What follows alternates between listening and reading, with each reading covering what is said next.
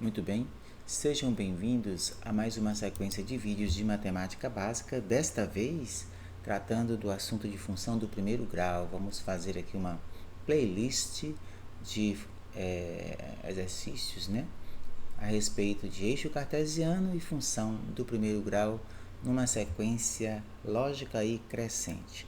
Vamos começar por essas três questões aqui. Aqui está dizendo assim: represente no plano cartesiano os seguintes pontos, Aqui dá para a gente perceber que o ponto mais extremo aqui em valor absoluto seria o 6, para a gente ter uma noção de como construir o nosso sistema de eixos, certo? Então vamos fazer assim, fazer na mão mesmo, Vamos ilustrar aqui com uma reta vertical o eixo chamado das ordenadas e uma reta horizontal, o eixo horizontal, o eixo das chamadas abscissas, Então aqui na vertical, que são as ordenadas, nós temos o eixo Y. E aqui nas abscissas nós temos o eixo X. E aqui nós começamos, a marcar os números. Vou escolher aqui uma cor para os números, Escolher a cor azul aqui. Aí nós teremos aqui, vamos supor, 1, 2, aqui no eixo X, 3, 4, 5, 6. Aqui nós temos o 0, que é aqui nesse ponto central, e aqui nós temos o menos 1, o menos 2, o menos 3, o menos 4, o menos 5 e o menos 6. Isso aqui não precisa ser preciso, o que importa é você compreender, o funcionamento. No eixo Y temos a mesma coisa, a parte positiva é aqui em cima, 1, 2, 3, 4, 5, 6, e a parte negativa embaixo, menos 1, menos 2, menos 3, menos 4, menos 5, menos 6.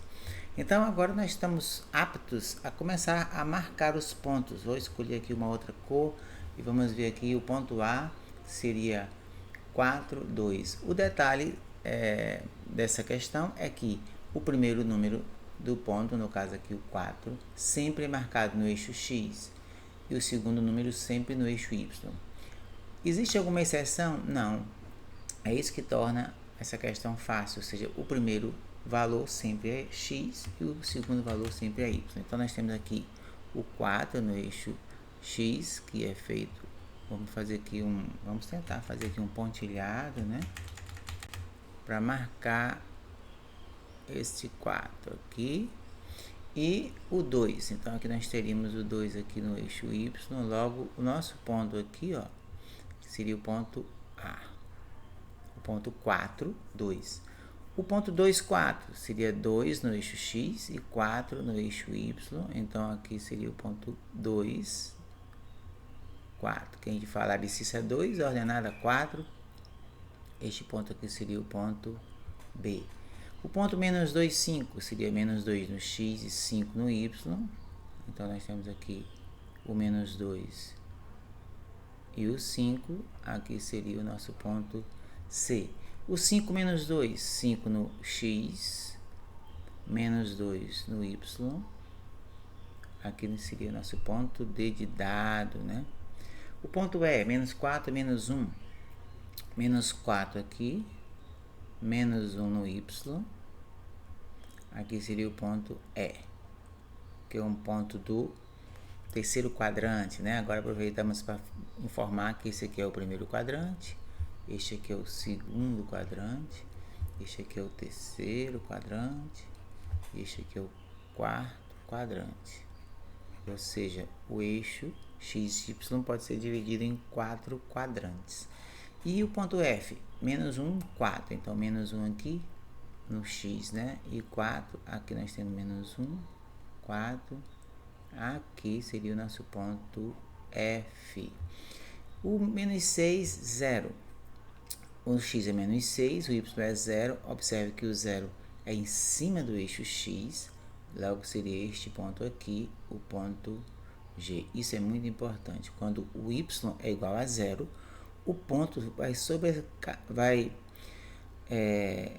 posicionar-se sobre o eixo x, né?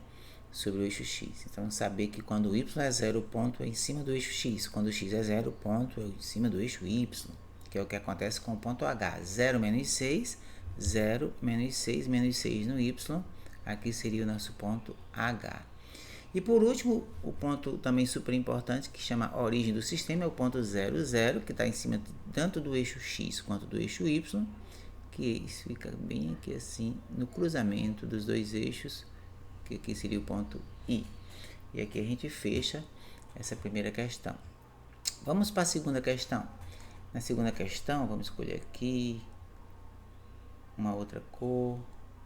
A segunda questão ele diz assim: para que valor real de P, o ponto A, que tem P-7 na abscissa e 4/5 na ordenada, né? P-7, 4/5, pertence ao eixo das ordenadas. Ora, para pertencer ao eixo Y, o x tem que ser 0. No caso aqui, o x aqui é P-7, né? P-7 tem que ser 0. Então, no caso aqui da segunda questão, nós fazemos P-7 tem que ser igual a 0, porque ele quer que esse ponto pertença ao eixo Y. Então, nesse caso, P tem que ser igual a 7, que é a nossa resposta. E a terceira questão diz: para que valores reais de K, o ponto B,